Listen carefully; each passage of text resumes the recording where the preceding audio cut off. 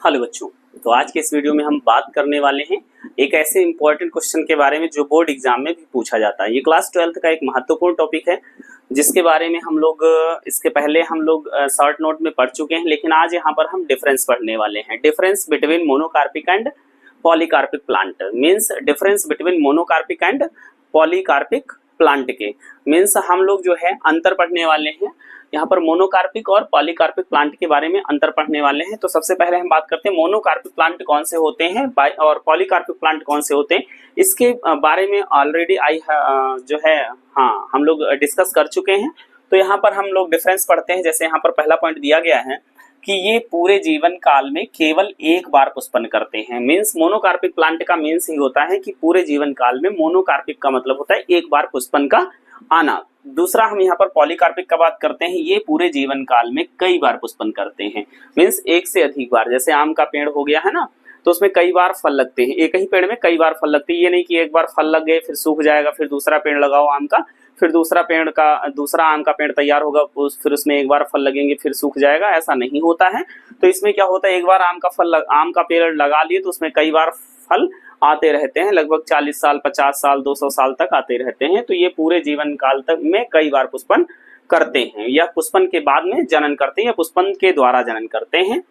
फिर दूसरा पॉइंट यहाँ पर देख रहे हैं, ये पौधे फल आने के बाद मर जाते हैं। मीन्स मोनोकार्पिक जो प्लांट होते हैं, उसमें जब एक बार पुष्प आ जाता है, उसमें फल बन जाते हैं, बीज बन जाते हैं, तो वहाँ मर जाते हैं। लेकिन यहाँ पर हम पॉलीकार्पिक की बात करते हैं, तो ये फूल आने के बाद भी ये फूल के आने के बाद भी जो है क्या होता है, नहीं मरते हैं, है ना। ये फूल आने के बाद भी जो है नहीं मरते हैं। यहाँ पर जो है क्या हो जाएगा, बाद भी नहीं मरते हैं।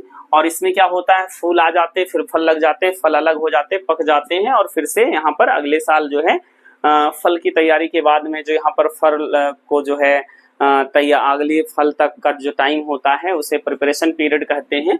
इस तरह से उसमें बार बार पुष्पन होता रहता है, बार बार फल आते रहते हैं। तो ये पॉलीकार्पिक प्लांट हो जाते हैं। उसके बाद मोनोकार्पिक प्लांट में लिखा हुआ ये अधिकांश वार्षिक होते हैं। अधिकांश वार्षिक का मतलब होता है ऐसा नहीं है कि लगे रहेंगे 10 साल हो गए, 20 साल हो गए, ये सभी क्या होते हैं, वार्षिक होते हैं।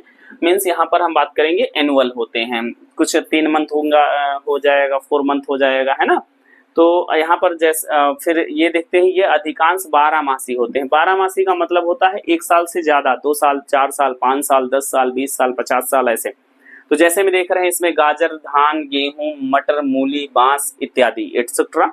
तो इसमें जो प्लांट देख रहे हैं कि एक बार ही जो है इसमें फ्लावरिंग होती है, फिर उसके बाद ये सूख जाते हैं। जैसे गाजर में फ्लावरिंग हो गई, धान में एक बार जो है उसको जो है ऐसा नहीं कि बाली उसमें काट ली फिर उसी में बाली आ जाएगी, ऐसा नहीं होता है गेहूं में, है ना।